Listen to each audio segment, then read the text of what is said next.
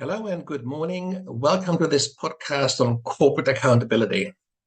My name is Nico Heller and this is Reboot 2030, a democracy school initiative. My guest today is Bob Hinkley. Bob is an accomplished corporate attorney and a dual Australian-American citizen.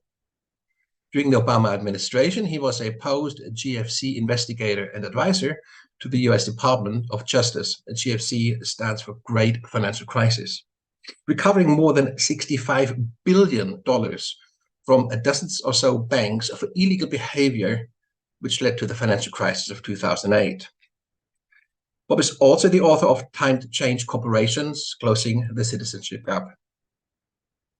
More than 20 years ago, Bob proposed a code for corporate citizenship that would amend the existing duty of directors to act in the best interest of the corporation by adding the following words: but not at the expense of severe damage to the environment, human rights, public health and safety, dignity of employees, or the welfare of the communities in which the corporation operates.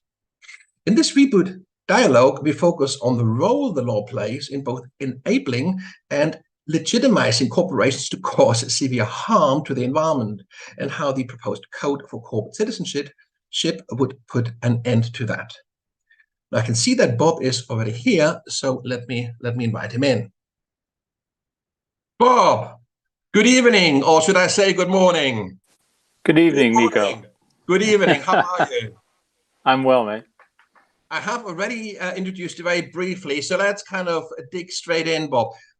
Could we start? I mean, today really is about looking at one aspect of your code for corporate citizenship, and that is, how it could somehow tame, if you like, corporations with regards to the kind of environmental damage they cause. So maybe we start. If you could give us a very brief sort of rundown on sort of a corporate history, if you like, on corporate governance. And also where the code for corporate citizenship comes into this, just to get some context for our discussion. Sure. I think we should probably start with the understanding that government governs corporations the same way it governs people. In a democracy, people can do anything that isn't illegal. And when I say illegal, I mean pursuant to a law passed by the government saying that this behavior is prohibited. Now, the same is true for corporations, okay? But what's happened is that corporations have changed over the last 150 years. They've become much bigger. They employ tens of thousands of people in some cases. They're backed by billions of dollars worth of capital. And they have the ability to do much more damage to the environment than any human being could possibly do in 100 lifetimes. They have the ability to cause they continually emit greenhouse gases into the atmosphere. And as we all know, this is causing a serious problem for the planet and for the people on it. And when corporations were first conceived, everybody realized that government would now have to regulate them as well as people. But they didn't really see the difference between corporations then and people then. Corporations were much smaller. They operated mostly locally as opposed to globally. They didn't have significant ability to damage the environment back then, or any other element of the public interest that anybody at least was concerned about. And that worked fine for a while, okay? But it no longer works because basically of all the significant damage that they're able to do. And here's the point. Government seems unable to stop them from continuing. When a person creates a problem, or several people create a problem with their behavior, government has very little problem passing laws telling them to stop. But that's not the truth. That's not the same with regard to corporations. Corporations have, as we all know, have built up tremendous political power. And so we find ourselves in a situation where, we've had 27 conferences of the parties. We're having our 28th later this month in early December, where all the nations of the world got together and they said, the emission of greenhouse gases is a significant problem, and we have to do something about it. And all the delegates pledged that they would go back to their home countries and try to do something about it. But we're up to 28 now, and they haven't been able to do anything in terms of stopping this problem. And part of the reason is, like I said, corporations have built up incredible political capital that allows them to keep government from regulating them. Can I just come in Yep. for 1 second? Just for the benefit of our viewers, there's sort of two thoughts in the back of our mind here. One is you to say governments can't do anything about it. Of course, governments are, if you like, run by elected politicians in our democracies. So, by extension, you're presumably saying that politicians can't do anything about it. But there's two things about it. One is I think there is sort of the cynic view that would sort of say, well, they don't want to do anything about it because they've all got their golden parachutes, and once they leave politics, they'll be kind of joining some board of some company somewhere, and so they don't want to mess up that relationship. That's one thing. So I think it's quite important to distinguish between not being able to and not wanting to. That's one thing. I mean, you might be able to say a few words about this. I will, and you're right about that. It's a case of they won't, for various reasons. They sometimes companies that are causing tremendous damage to the public interest are creating the damage elsewhere, but in their home jurisdiction, they're creating jobs. And so politicians become very reticent to regulate the corporations that's creating local jobs, even though it may be creating a problem elsewhere. But you're right. It's not so much that they can't. They're unable to bring themselves to, is a better way to put it. And this isn't a small problem. I mean, this has gone on for years, and corporations have gotten stronger politically than ever before. So this creates a problem, okay? Because corporations that are causing severe harm to the environment can't be stopped. And that is obvious to everyone now. When I first started talking about the Code for Corporate Citizenship, it was sort of a radical idea, the fact that companies should operate in a manner that doesn't destroy the public interest or doesn't harm the public interest. And at that time, corporate social responsibility movement was very small. It was preaching mostly to the converted. Socially responsible investing consisted of a few mutual funds in New York that invested for socially conscious people, but they didn't total $10 billion in total. We'd had a few COPs at that point, conferences of the parties, but they really hadn't gone that far. This was back before the year 2000, actually. Well, today, times have changed. That sort of idea isn't very radical anymore. People generally believe that corporations should behave themselves. They shouldn't be out there destroying their environment or seriously damaging other elements of the public interest. Can I come in here once more? Because there's a sort of a follow-on question to my last question here. So you're absolutely right. Politicians are like really sort of caught between a rock and a hard place. If they want to be re-elected, they obviously have to somehow maneuver the strategies of corporations who will find ways of playing the markets and, the big bazooka, like we're going to lose all these jobs, to basically continue business as usual. But there's another aspect. And so, of course, your code for corporate citizenship in a way would take that decision away from politicians. It would kind of create a sort of a new baseline that wouldn't be up for discussion. So that in a way actually would be in the interest of politicians, because they wouldn't have to stick their neck out, because it would be regulated by law. But there's another aspect to this, and this has to do with sort of causal relationships. If a company is caught polluting a river, then of course we have got all the instruments to sue that company, because the causal relationship is very clear. They put whatever kind of stuff into the river and it's polluted it, all this fish died, the corporation is responsible. However, when you're talking about severe damage, the causal link isn't always as easily established. I mean, take climate change. Yes, all the CO2. Climate change is the exception I'm after. So go ahead. Yeah, no, this is a point worth discussing, isn't it? Because I'm sure you have an answer to this, but it's an important distinction here between laws that kind of, in a way, are dealing with specific infringements, like polluting a river, kind of going above a certain limit or doing this, that, or the other. And we have kind of fairly established and mature sort of legal systems to deal with this. What you're talking about is something else.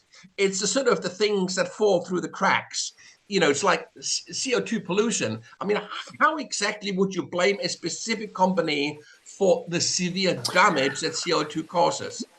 Well, before we get there, let's just explore a little bit why the type of environmental laws you were referring to protect the river, to limit the amount of a certain toxic chemical that can be emitted, why government can regulate those things, but it isn't able to get corporations to knuckle under with regard to greenhouse gas emissions, because that's really what we're talking about. That's right.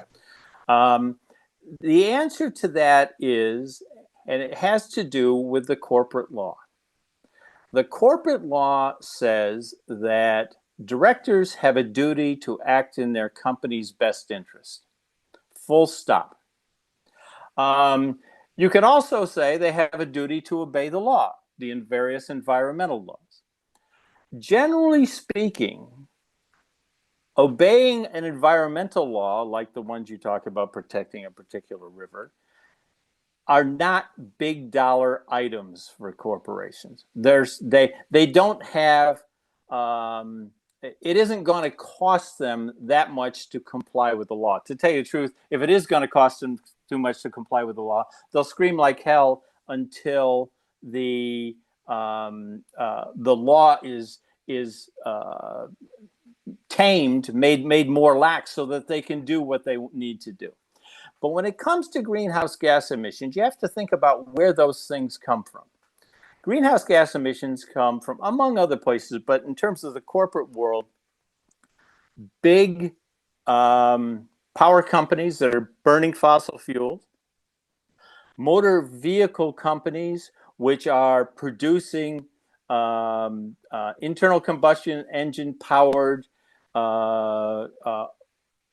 vehicles that consume fossil fuels, corporate agriculture, and these are three pretty good examples. And in each of those instances, the companies involved, they don't have a little bit involved in this business. They have billions of dollars involved in this business. And changing their business to no longer emit greenhouse gases would cost them a lot of money. And it's very hard for a director of one of those companies who's responsible, who's supposed to act in the company's best interest, to just walk away from those investments. And so this is where the corporate law works against democracy, and it works in a way that keeps government from being able to effectively regulate. And it doesn't have to be that way. Corporations are they're inventions of human beings. They're inventions of legislatures, actually, which pass the corporate law and say, if you do this, then we will recognize you as a corporation. And we want your corporation to be run by the directors, and the director's duty is just to act in the best interests of the corporation. So even if the company is now, and let me just say this, companies that find themselves in this position, they didn't start out saying, well, we're just going to emit a whole bunch of greenhouse gases and not worry about it, even though we know about this problem. They got started in business decades ago. Greenhouse gas emissions and their effect on the environment weren't discovered until much later. And by that time, the companies already had billions invested. So so they're not entirely innocent. I'm not trying to say that, but the problem is that they continue. It's not that they once did, but the problem is the government can't make them stop. And they can't make them stop. In fact, they do the opposite. They encourage directors to continue because that's the way they act in their company's best interest. It's the only way. The only other thing would be to shut down a plant that might be there, or several plants that are their major operating assets. So that involves writing off billions of dollars. That's not something they're going to do voluntarily. And that's why corporate social responsibility doesn't work, why social responsible investing doesn't work, why the cops haven't worked, because they all rely more or less on corporations voluntarily walking away from these huge investments. It's interesting. I mean, I'm still trying to kind of, in a way, have a sort of a mental model of where this idea of severe harm comes in, and so to understand better, where your legal provision would come in. So one way of thinking about it in economics is the distinction between macro and microeconomics. Microeconomics is the sphere of the individual company and so on and so forth, and macro is like, if you like, of an economy as a whole. So like macroeconomic measures are very different from microeconomic measures or company strategy or corporate strategy. So what you're sort of saying is, at the micro level, the individual river, the individual power plant, the individual we have regulations, and this is a constant process of improving that, and this has been going on for a long time. And the more political pressure builds up, the more the denser this mesh of sort of micro legal provisions gets. What you're talking about is a macro level, the equivalent to the kind of the macroeconomic sphere, where you're sort of saying, well, this isn't actually just damaging one river or damaging one local community, but this is actually damaging, you probably would go as far as saying damaging mankind, damaging the planet in its fundamental, if you like, sort of existential state. Is that a fair distinction? Just to think about macro. That's a very good distinction. More or less, business regulation, environmental laws, workplace safety laws, other laws that regulate business, they keep a lid on most damage companies cause to the public interest. But when it comes to something like greenhouse gas emissions, or for argument's sake, an industry that kills 8 million people a year through the mass manufacture and marketing of tobacco, for instance, governments haven't been able to stop this. And so that leaves you with one alternative. If there are things out there that are harming the public interest severely, and we'll get to that in a minute about exactly what I mean, that government can't stop, there's only one alternative, and that is to prohibit directors from being in that business from the beginning from the day they are organized. And for those companies that are out there now that were organized decades ago, it's a statement that has to be made to say this behavior is no longer acceptable, and you are to make it stop. It's a new duty. The new duty is you will act in the best interest of your shareholders and company, but not at the expense of severe damage to the environment. Now, the question then becomes, what is severe damage? And to that, I always like to use the example of the U.S. Supreme Court when asked to define what pornography is. And some justice said, well, I know it when I see it. And all I can say is, can anybody really argue these days that global warming and climate change aren't severe damage to the environment, which are caused by the emission of greenhouse gases? We all know it has to stop, but we haven't been able to make it stop. Now, the thing about putting this change in the corporate law, yes, every jurisdiction has its own corporate law, but more or less, they all say the same thing. Directors should act in the best interest of the company. And what the Code for Corporate Citizenship says is that we should add 11 words to that, but not at the expense of severe damage to the environment. So in other words, what happens is when a corporation gets formed, its directors know that they have to work for the best interest of the company, but they also know that there's limits on that, those limits are that when the company gets found causing severe harm, like what's happening with the emission of greenhouse gases and climate change, they're going to be forced to stop. And if they got a big investment in that, well, that's just tough luck. The law takes over there and says, now your duty is to protect the public interest. And when you think about it, that sounds maybe a little radical, but why should companies that are invented and live according to a license provided by state government or government not be restricted when it comes to causing severe harm to the environment? I mean, it's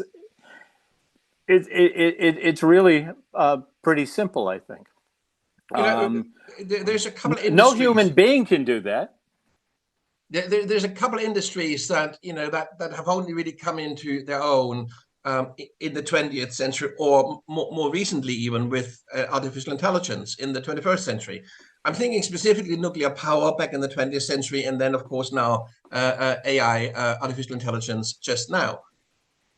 In both of those instances, like the world, the powers to be realized and recognized that these technologies, that these industries have the potential to cause severe harm in different ways. I mean, nuclear power through atomic bombs and so on and so forth. And of course, with AI, I'm sure you're following the debate as well. All the kind of the damage that can cause potentially. Not only in terms of like sort of AI-enabled warfare, but of course also in terms of fake news and deep fakes and this and the other. So we kind of know the severe damage that these technologies, these industries can cause, and we have intuitively with nuclear power and now again with AI, there are kind of broad coalitions forming and have formed in the past to limit the damage that these technologies, these industries may cause. Now, this was a sector by sector approach. So, like the nuclear industry was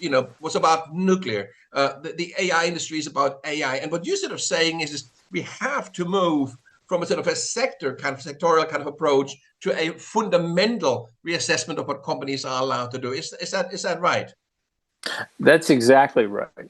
The law is always behind developments in technology. The technology comes along. At some point in time, we find out, oh my God, look at the damage this is doing. There ought to be a law. And that's when politicians and government get to work at trying to find a way to regulate. The missing point is that, greenhouse gases they've been building up for years. And companies in the fossil fuel industry, companies that are generating the greenhouse gases, they've known for a long time that this was going to be a problem. Wouldn't it have been better if their directors early on had a duty to protect the public interest from severe harm, to protect the environment from severe harm? Wouldn't that have made them more cautious with where they invested their company's dollars in terms of new power plants, fossil fuels versus renewables? I think it would have. So again, I'll go back to tobacco. I mean, the tobacco companies knew long before everyone else that they were killing people. In my experience, most directors of big companies are good citizens of themselves. Some of them are pillars of the community.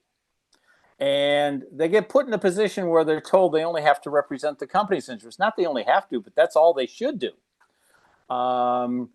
If there was a caveat to that from the beginning that said, but not at the expense of severe damage to the environment, the public health and safety, or other elements of the public interest, they would make them a lot more cautious in their business dealings. And I think that is a very good thing. And to tell you the truth, I'm not sure that the system that we now have of corporate law and capitalism and democracy works without this safeguard that I'm talking about, the Code for Corporate Citizenship. Because we find ourselves in a position right now where there's an existential problem building out there, and we can't stop it. We've had all the brightest people in the world get together 27 times, and they haven't been able to stop it. They've been interfered with. Yeah, there's been a lot of misinformation generated by the fossil fuel industry that's kept them from seeing this. So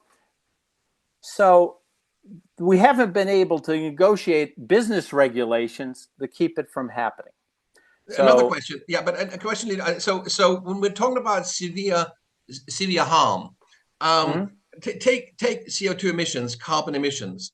Like, say, a company like a major whatever oil kind of refinery producer, whatever, emits huge quantities of CO2, but at the same time, basically invests huge quantities, a vast amount of money in carbon capture technology, so that it can make the business case to say, well, yes, of course, we are emitting these CO2 carbon into the atmosphere here, but over here, we're capturing it. Would that emission still be severe harm, or would you look at a net calculation, like offset against sort of mitigating Definitely measures? Not a net calculation. The question is, are they emitting significant quantities of greenhouse gases that are not being captured and are contributed to climate change and global warming? You don't get credit for planting trees. You don't get credit for Isn't it a bit like, Bob, isn't it a bit like you shoot somebody in the leg and then take him to a doctor to get it fixed and say, well, it's fixed. I took him to the doctor. Isn't that a bit like that with sort of? Well, it is like that. I mean, it's not an argument that we should that anybody should give too much credence to. But it is very heavily pushed, especially at the moment, or coming up at the COP28 in Dubai this year, because this is exactly what this is going to be about mitigating measures such as carbon capture. Yes, the cops have gone from, how do we stop these guys from doing this? They've given up on that. The last COP was about, how do we compensate lesser developed countries that are going to bear the brunt first of global warming and climate change. And now this one they're going to talk about things like programs of carbon trading, carbon taxes, carbon offsets. They've given up, and the fact that they've given up, well, you have to start thinking, well, why is mankind being held subject to the profit motive of these big companies. When our governments gave these companies life, they provide them with a license to operate. We shouldn't give any company a license to operate that's going to cause severe damage to the environment. It's that simple. What I wonder, Bob, and I have, obviously you're in a much better position to kind of to think about this, and I'm not even sure whether you could give a direct answer to this right now, but I think it's worth contemplating. I give you an example. If I'm aware that my neighbor is causing severe damage, and I do not do anything about it, even though I would have a remedy to prevent that or from stop that, a legal remedy to do that, would I be negligent? Would I in some ways be seen before the law as complicit in this? In other words, what you're saying is through the Code of Corporate Citizenship, we have a clear avenue, we have got a clear remedy to put a stop to this, but we're not doing it. And the question is this in itself actually a case of negligence, or is this just the way politics No, are? I don't think it's a case of negligence. Winston Churchill once said of Americans, but I'll say it applies to all democracies, and he says they'll always do the right thing after they've tried everything else. Well, this problem came to light about, probably 30 years ago. People really started talking about it. And so we've had 28 cops. Okay? The cops didn't solve it. We've had corporate social responsibility evolve into ESG. Every business school in the world teaches ESG these days. Every major corporation has an ESG department. It didn't solve the problem. The stockbrokers and investment bankers came along and they said, well, we have a way to fix it. We're calling it socially responsible investing. And we'll provide money to get people to do the right thing when it comes to the environment. It was nothing 30 years ago. Today, they brag that it's over $30 trillion is under socially responsible management. They haven't come close to solving the problem.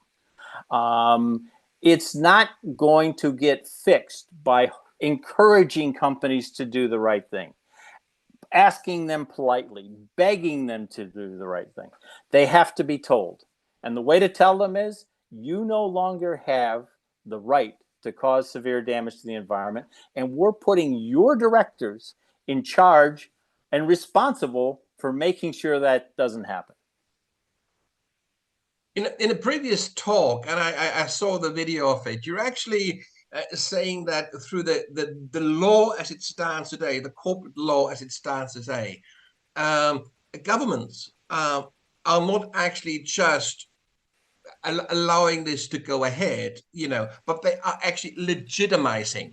And legitimizing is a really potent word in this case, because they are legitimizing essentially the extinction of life on this planet. I don't usually use the word legitimizing. I usually say justify or excuse. But legitimizing is just as good a word. When I think if I can refer to it and say I'm acting within the law, then clearly that is legitimizing But it's worse than that. I'm not acting within the law. I'm doing what the law now tells me to do. This is why it's legitimizing. So the law has to be changed so it tells them to do something different. Exactly. So how are future generations are going to look back on this period in time when there have been clear proposals on the table to change the law so that we no longer legitimize, but in fact prevent severe harm from taking place, but we're not doing it? How will future generations? Well, let's hope there are future generations, but I won't appear to be that. I will try not to appear to be that alarmist. But it isn't like people aren't trying to do something about the problem. I mean, those three examples I just used. There's also a movement called the B Corporation, which allows directors to not only pursue profits for shareholders, but requires them to have some sort of social benefit. Now, these companies are very small companies. As far as I know, there's no big oil companies or big power producing fossil fuel burning companies or motor vehicle companies that are big corporations. But there's lots of people trying to get companies to do the right thing. It's not like we haven't had 28, 27 cops. Okay. We've got presidents come, prime ministers come, dictators come. They all come and they say they're going to do something. When they go home, they don't do anything. But they don't know what to do. Okay. The Code for Corporate Citizenship has not had that much airtime because there's a lot of people saying, well, maybe we don't have to go that far. Maybe we should try this. And without denigrating their efforts too much, there's often people that are making lots of money in these industries, ESG, socially responsible investing, going to fancy meetings all over the world once a year. But they're not solving the problem. Think of it this way. Think of all the environmental organizations out there formed to fight greenhouse gas emissions. They haven't solved the problem. They haven't got together and said, hey, this is a global problem. How do we really solve it? Because what we're doing isn't working. Another question, Bob, sort of an ethical question, if you like. From a consumer perspective, I'm pretty sure that you have a car as well. So, how dare you tell the oil majors to stop causing severe harm whilst you're happily driving your motor car around town? So yeah, that's an argument.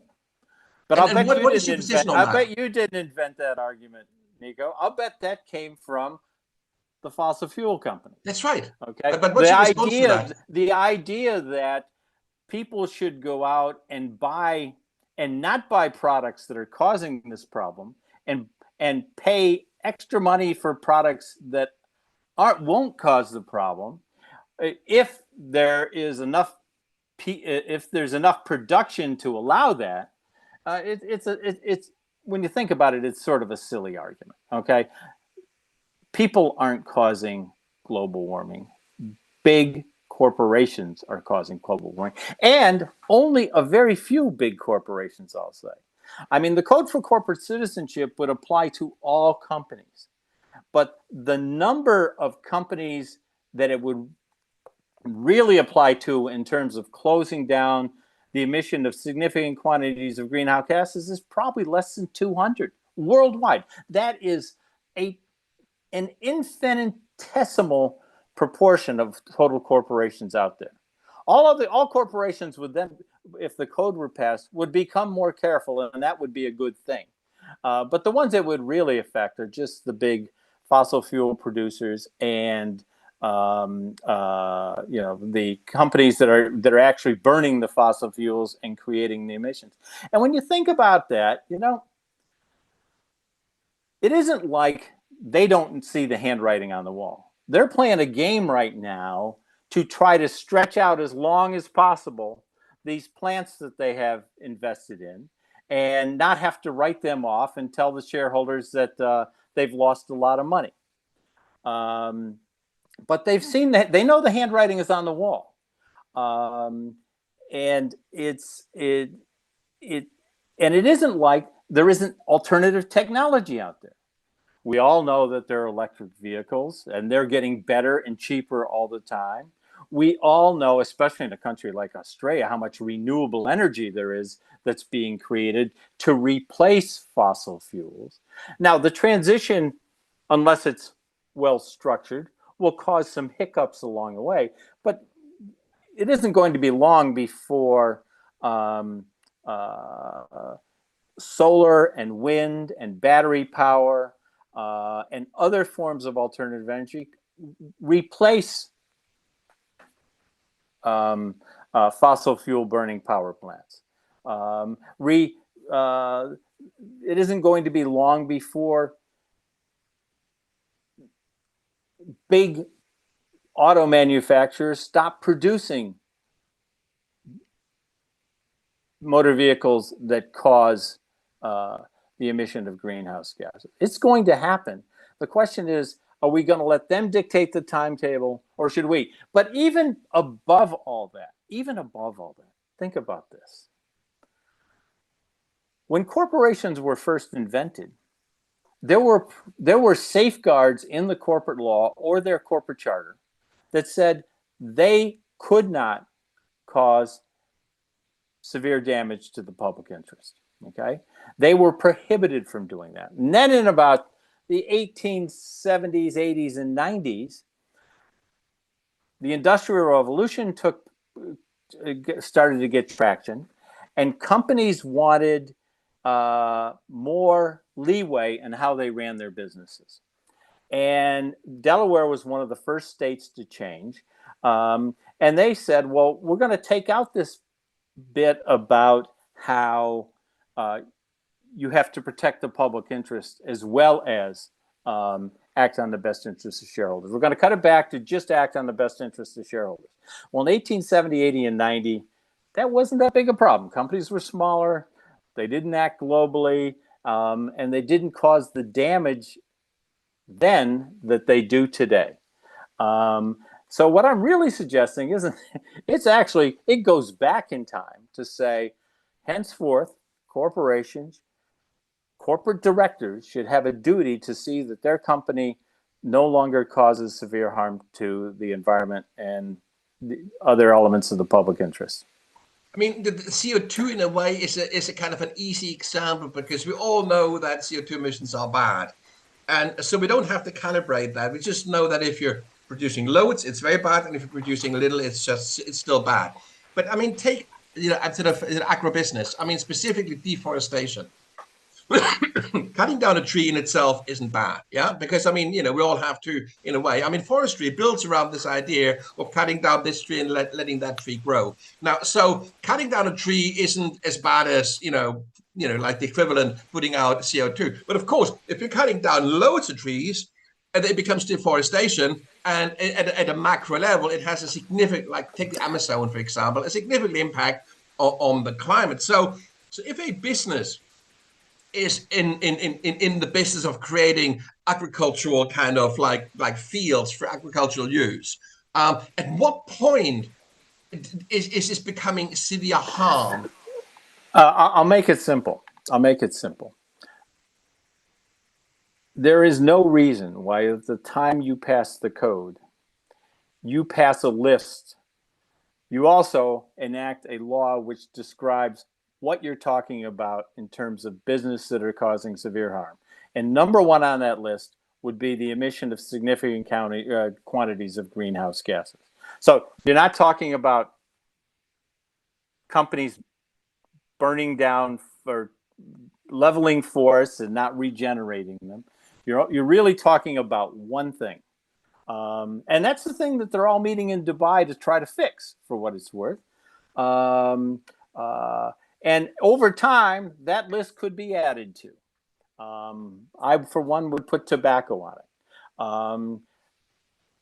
I think that we're a long ways from this, but a lot of developments in social media, AI, they someday may run into this problem. I don't think we're there yet, but they may. And the fact that they may run into this problem of going on the list is going to cause them and cause their directors, every time a major investment is made, when the management comes in and presents the proposal, they're going to check more than what's the internal rate of return on this project. They're going to say, and what's the effect on the environment, on the public health and safety? What's the effect on the well-being of our communities and the dignity of our employees? And those are good questions for directors to always be asking, and I think it should be part of the law. I mean, it's interesting. I mean, like, for example, say you are a farmer, a family farmer, you run a family farming business, like say a dairy farming business. You've got like 250 cows, and that gives you a good income. It's not super, but it's a good income, and your family has lived on that for generations. Now, of course, these cows, being a dairy farming business, will emit, significant quantities of CO2. No, Of course, no, not your 250 cows. They're not going to no, emit significant quantities. I mean, they would emit more than if you would grow potatoes. Yeah, so no, but that's not the test. That's not the test. Is it more damage? Do they cause more damage than potatoes? Do they cause severe damage to the environment? And 250 cows don't. I mean, I heard the other night at a dinner party, actually, well, I don't want to not be able to have hamburgers. Well, nobody's saying anything about stopping meat production. But I'll tell you what, I would imagine that if the code were passed, people in the meat production business would start looking at ways that they could reduce their own greenhouse gas emissions so they didn't someday get in the same pickle that the fossil fuel companies and the motor vehicle companies are in. I think one way of kind of getting one's head out. But then again, it doesn't apply to the sole dairy farmer. One even way though he accidentally. That's right. I mean, one way I think of getting one's head around this is if we go back to this macro and micro example, economics. So, I mean, if you look at anti-competitive behavior, I mean, every small corner shop is in some ways anti-competitive because they want to survive, and it's fair game. Yeah, we all do whatever we can to kind of capture our audience, but that's very, very different from, say, an Amazon or like, say, like a really kind of that's a good analogy, Nico. I like that analogy. I like. Yeah. That. So there is a kind of, when you think about when it comes to greenhouse gases, it's probably going to apply to 200 companies worldwide. Or fewer, even. Yeah. Even maybe even fewer. So I think and when that happens, those companies are going to say, well, the day that we were hoping to put off to 2050 or 2035 has arrived. What do we do now? Well, they're going to find ways to operate their business that doesn't emit greenhouse gases. I mean, for the power producers and the motor vehicle companies, we're a long ways down the track to developing those sorts of technologies, and that's going to create an incredible incentive for capitalism and venture capital to help develop new technologies to help these companies get out of their pickle, as I say. So it's interesting. So I mean, when we are regulating to essentially guarantee competition and fair play in a market, we're not concerned about the corner shop, but we're basically interested about market makers, about the people whose behavior can shift the behavior of prices, can shift the behavior of you're absolutely right. That's a very good analogy. And every corporate lawyer understands that distinction, so it's very, very clear what is a market shifting or a severe harm in your example, and what is a kind of a corner shop kind of doing what any corner shop would do. And I think this is, and the other thing is, of course, Well, I always say significant quantities of greenhouse gases. If you wanted to, your companion legislation that says, we mean you, fossil fuel companies and power producers and motor vehicle companies, you could put a limit on it. You could say that emit more than so many tons per year of greenhouse gases, or whatever, however they're measured. You could get that specific. And the problem is, the more specific you get, the more sort of workarounds you create, don't you? Because absolutely right. And that's why I don't want to get specific, because by not being specific, you create a risk for directors. The risk is they're going to get caught out, and it's going to cost them a lot of money down the road. So that's a risk they now have to monitor, which right now they're really not monitoring. Okay? They're not careful. They're not cautious. They don't use the precautionary principle. They want to know what the internal rate of return is and how much they're going to be able to pay shareholders in dividends as a result of that next year. Their job needs to become a little bit tougher. Not a lot tougher, but tougher in that they realize that not only are they directors for their shareholders and their company, but they're also run major businesses that have an effect on the public interest, and they should not be causing the public interest severe harm because they operate under a social license. If they didn't have a charter granted by the state, they wouldn't be able to run the business that they run. They owe their very existence to the people, to the citizens of the various countries, and they shouldn't be causing them severe harm. They shouldn't be killing them. Okay, that's got to stop. And once we start thinking about putting limits on corporate behavior that causes severe harm, this will be a much better world because directors will take that job seriously. In your sort of previous kind of account of sort of corporate governance history, you give this example of sort of the kind of the race to the bottom, and where Delaware in the US essentially became the least regulated and ultimately then the standard for corporate law. And that there was a time when corporations were more regulated, and then there was this kind of race to the bottom to free them and so on until they basically had what we have today. Correct. How would we prevent? Let me just say, how would we prevent corporations? Say, if Australia were to bring in that kind of corporate duty, how would we prevent these corporations just to move to New Zealand? I'll answer that in just a second. I want to say that Delaware was one of the states that went first and eliminated any duty to the public interest. But once they did, they made it a requirement for every other state, if they wanted to get companies to incorporate in their jurisdiction, to also eliminate it. That's why they call it the race to the bottom. I think the code will actually start a race to the top. Because I think, well, let me tell you. First of all, it's been polled a number of times, but people, consumers, customers want the companies to be socially responsible. They don't want them to be causing severe harm, damage to the environment. They don't want them to be causing severe harm to their communities. And companies see this. This is what happened in Business Week ran a poll in 2000. And it said, which do you agree with more strongly? Companies should all be about maximizing profits for shareholders, and if they do that, everything will be best for the U.S. economy. Or companies should sometimes sacrifice profits for the benefit of the environment, employees, and the communities in which they operate. And at that time, there really wasn't any corporate social responsibility movement. There wasn't any socially responsible investing.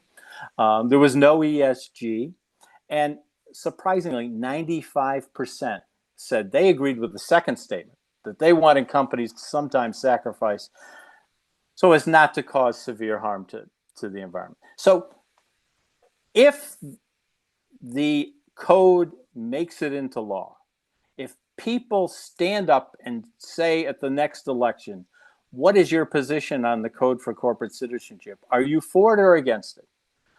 I think it's going to be very hard for a politician to say he's against it. And I hope if he does, he won't get reelected. But when corporate social, when that poll was sort of a watershed in that, because corporations started to realize, hey, these are our customers. We have to take care of them. And, in those days, the American Business Roundtable, their position was corporations are all about making money for shareholders. The American Business Roundtable is an organization of 200 CEOs of America's largest companies. And they said that's what it was. 1996, they issued a statement. Our job is just to make money for shareholders. Well, in 2019, 182 of those 200 said, well, we think that companies should also consider the interest of other stakeholders, specifically the environment, employees, and the communities in which they operate. The world has moved. The law has not moved with it yet. But I think if you have a debate on the issue as to whether or not corporations should have a duty to protect the environment from severe harm, you're going to win that debate. And the beauty of changing the corporate law is it's the same in every jurisdiction. This isn't like we have to have a different argument every place we want to pass a law. The law is the same. And changing it to say corporations have a duty to protect the environment from severe harm, I don't think it's too big of an ask. And I don't think you'll have a situation, which was your original question, where Panama, Liberia, and the Turks and Caicos Islands or something decide, well, come here and incorporate. Corporations aren't going to go change their origin, their jurisdiction of incorporation to avoid the code. And if they did, jurisdictions like the United States, like Europe, like Australia, New Zealand, they have the ability to keep companies that haven't adopted, from countries that haven't adopted the code, from operating within their jurisdiction. They're not going to do it because their customers want it, and for them, it's just a new rule. Okay, yeah, it's going to make their business more expensive for a while until they find ways to reduce the externalized cost. But I don't think we have. I think it'll generate a race to the top, not a race to the bottom, or a situation where countries seek to take advantage by not passing the code. I mean, I can see. In that regard, I'll say that Europe, as you may know, the European Parliament passed something very similar, asking the European executive to have the corporate law changed in their member states' jurisdictions. It didn't get through, but I mean, we're already, it's a case of we try everything else, and the dial moves. Are they? I mean, I think all the arguments against adding that provision to corporate law have to do with the cost of transition. So the argument will be, oh, but we haven't got enough electric cars today to basically make the switch straight away. Oh, we don't have this. Oh, so there is a kind of a transitional argument, which actually is probably very hard to combat. Now, what about this? Are there any kind of legal precedents where a law has a phase-in, kind of a phased-in kind of situation where you'd say, within, by the year 2030 or by the year 2035, so that companies are given some, lead-in time to comply? Absolutely. Absolutely. I mean, what are we talking about tonight? We're talking about whether it's going to be 2035 or 2050 before we get out of the burning of fossil fuels. You can't pass the Code for Corporate Citizenship on Tuesday and expect ExxonMobil or a big power company in Australia or Europe to stop burning fossil fuels on Wednesday. You're going to have to transition in. So there will be companion legislation that goes with the code. But the code itself, in its essence, is companies no longer have the right to cause severe harm to the environment. And whether you phase that in over 3, 5, 7, or even 10 years, we're going to be way ahead of having 10 more cops, getting $30 trillion more under socially responsible management, having greater penetration of ESG. Those things won't work because they're voluntary and they go against the law that tells directors they're supposed to do. Here's another thing. Now imagine, because we can turn this round, rather than sort of saying, oh, well, you guys need time, we can turn this argument around. Imagine we do this. Imagine sort of say, you basically promote a code with the specific addition of a date when this would come into effect. So let's just, for the sake of the argument, but this is obviously something that we would have to think really quite hard about and realistically about. But let's just, for the sake of the argument, say 2030. Let's say we'd said by 2030, this provision, no severe harm, needs to be included. So what that means, if this becomes a hard deadline, companies will very soon then start saying, but if we want to meet that, then you're going to have to help us in this, that, and the other way. All of a sudden, it would become an imperative, a corporate imperative to transition to meet that law. And that would change the whole dynamic, because now companies would innovate towards that deadline rather than innovate to push it out. That is a brilliant insight, and that is exactly right. And you know what? If they don't start to innovate and find solutions, what do you think is going to happen to the price of their shares on Wall Street? Okay, because they'll see the problem coming. It'll be the first question at every analyst meeting. How are you doing in terms of coming around to complying with the Code for Corporate Citizenship? What are you doing to stop greenhouse gas emissions? It's not it's just no longer going hypothetical. to be. It's no longer hypothetical. Yes, and it's not something that they'll be able to cover up with nice greenwashing language in their annual report. They'll have to really be doing something, and that will spur new investment in new technologies, new companies being formed, because they'll find ways to generate electricity without burning fossil fuels. They'll find ways to power motor vehicles without burning fossil fuels, and all that money that's in socially responsible investing, some of it's going to go into developing solutions. So I have a sort of a proposal here, Bob. I mean, you do have quite an extensive sort of network of supporters, of activists, but also still into the business community and other areas. How about thinking, if you like, a manifesto? A short manifesto, nothing long, nothing flowery, but literally just enshrining this idea of a hard deadline for the code to come into effect, so that we exactly push this argument that we've just discussed here. Because at the moment, you don't have that transition argument on your website. You don't have that as a core blanket of the argument. And I can see how any politician who wants to sort of to knock it down can just have this kind of, bazooka saying, but we're going to lose all these jobs. So how about turning this around? How about having a short manifesto and see how many signatories, across the different areas, from economics, from science, from the business community, from politicians, we can get to put their name behind this, so that this deadline becomes a rallying cry for a whole new era of corporate law. Funny you should say that, because actually we do have a manifesto. I haven't put it up on the website yet. It's patterned after the U.S. Declaration of Independence. And what it basically, the reason I did that is because you want to portray the code as a clean break from the way things have been, as the founding fathers in America did in 1776. So first it lays out why we need this, and then it says what we expect to change.